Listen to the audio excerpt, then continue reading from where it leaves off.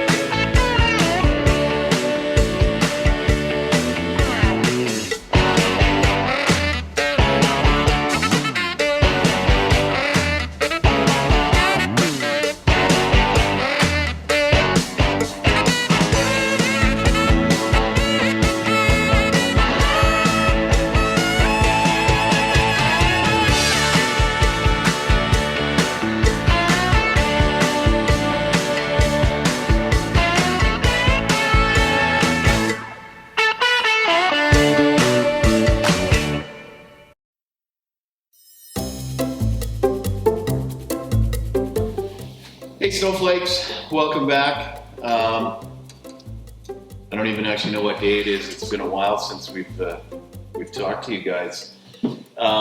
First things first, we need to put out an amber ale alert for Gravy. So, haven't seen him in a while. I miss him. Yeah, well, I miss him too. So, is he dead? I hope not. He died once and came back, so I'm hoping it's true. This is... Oh, pardon me. Everything okay there? Yep. Also, a big thank you to Eric Rylander. We put out a cry for beer sponsorship.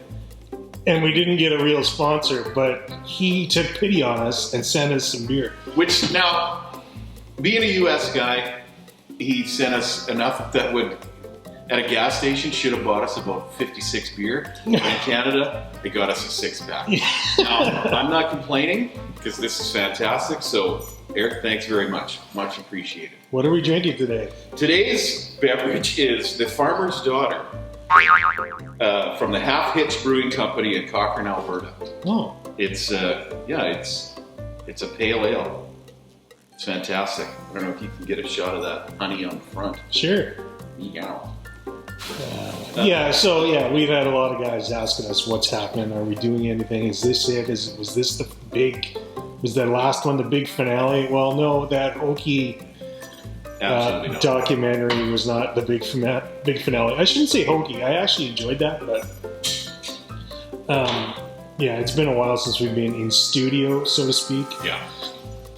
There was a couple of keen observers that did notice the old Wisconsin in the corner of the garage here, several episodes ago, that I kind of brushed that off. And truth be told, that was here for a special project, but the Wisconsin is no longer going to be used. I have, in fact, been working on a 1961 Snow Traveler.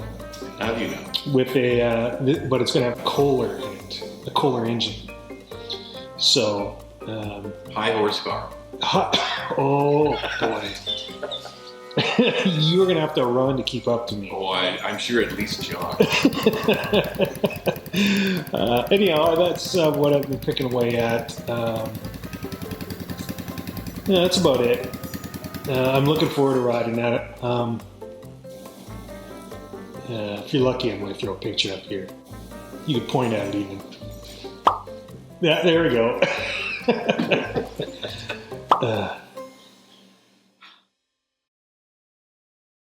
Drive the new breed of deer. The new John Deere Liquefier, top of the line.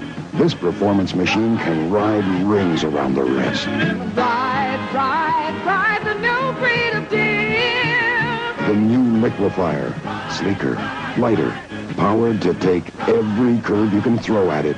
Grab it and go. Drive the new breed of deer.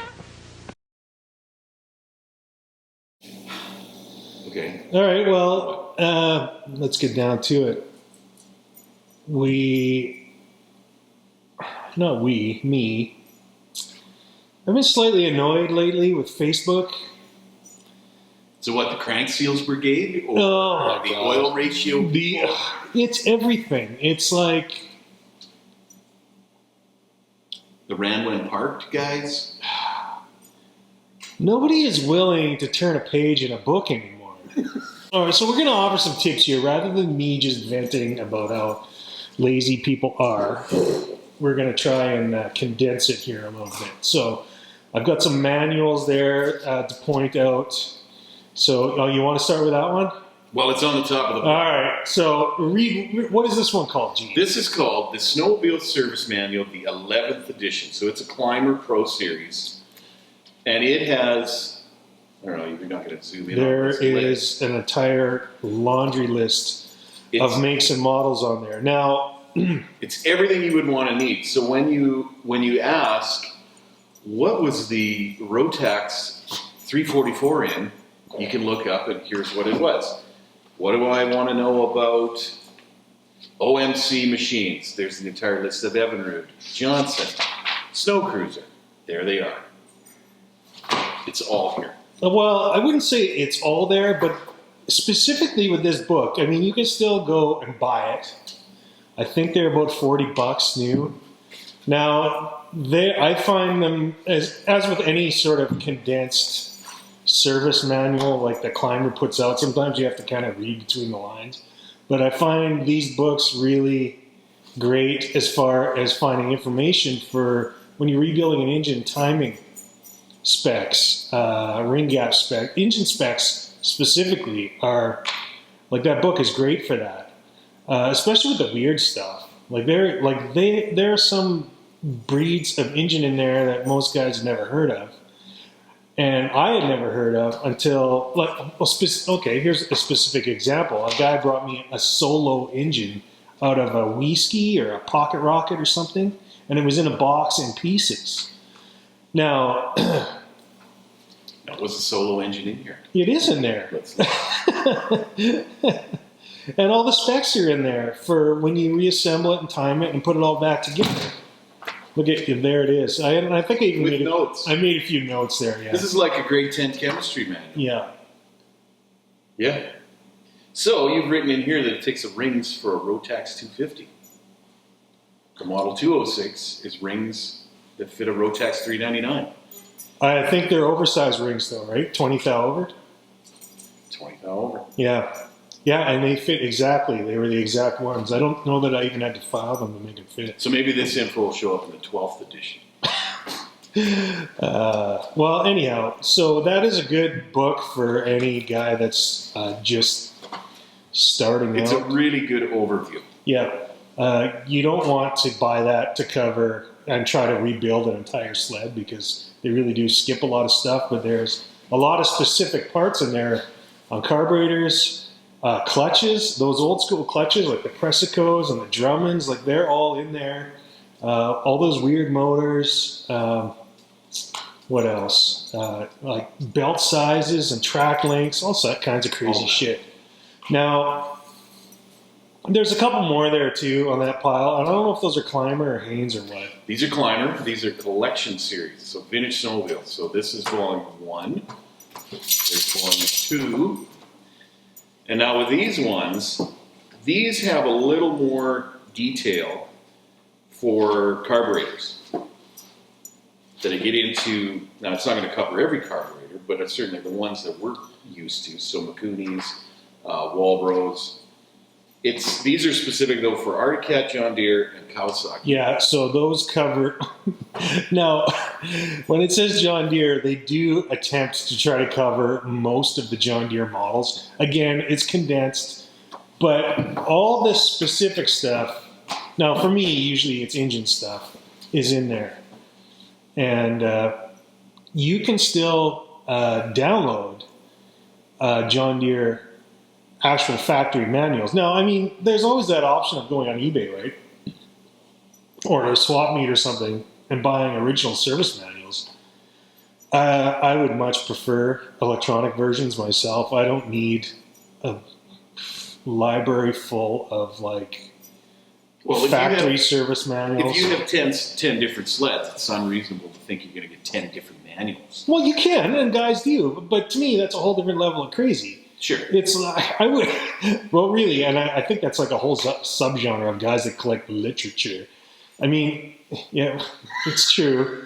And that's a whole thing. I guess if you want to call it art. To me, it's not. To me, it's just paper. But I do like the electronic versions from the guys that have been courteous enough to scan them into PDF formats.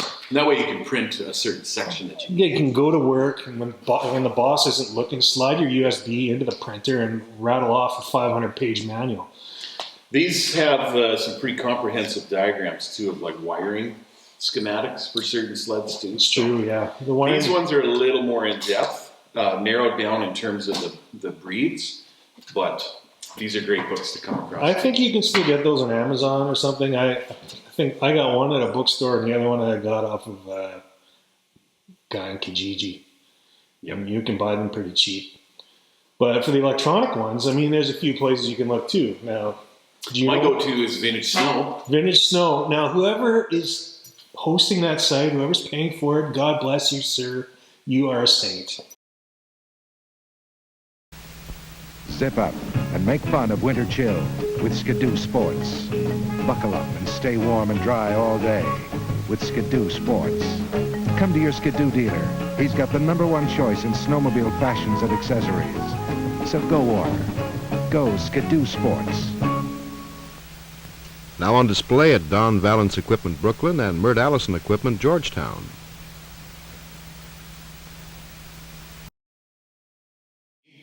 You recently came into possession of a film, Yeah. 16mm film, Yes, from the National Film Board of Canada. 100%.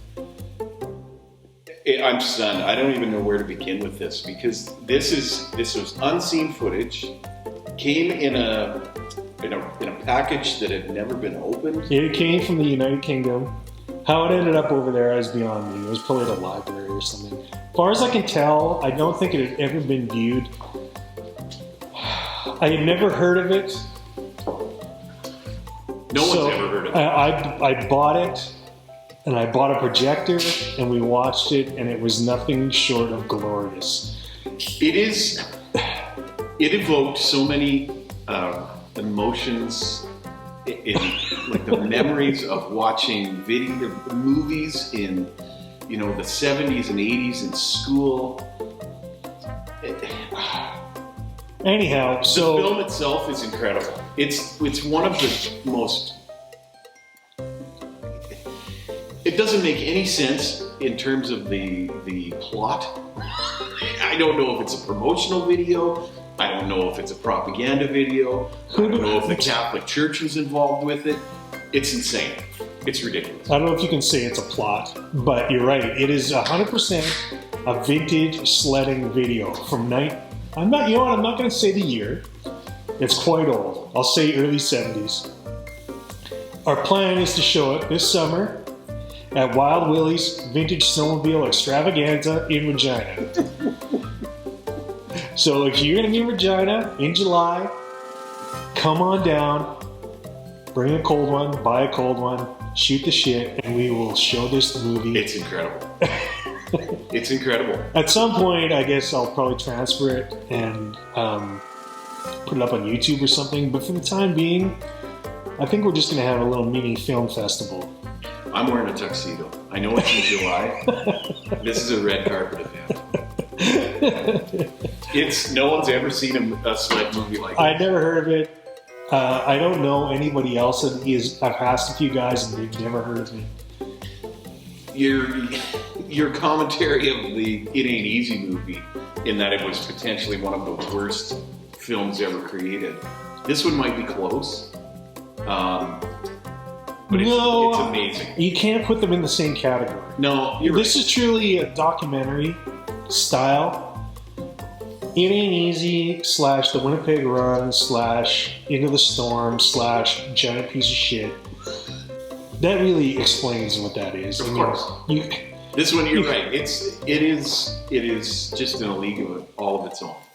So yeah, it's worth a trip to Regina. Hopefully the borders will be open by then. It's going to be spectacular. Yeah. All right. I think we can wind that up. This is enough jawing about really nothing. So I guess we're checking in and saying, hey, I guess we're checking in. what's up to everybody who's been bleeping my phone. We got a few projects that we're gonna tackle and try to do some more how-tos. You know, how-tos the snowflake way. So watch for those. Yeah. Anyway, All right. thanks, Eric. Appreciate the beer. Gravy dead.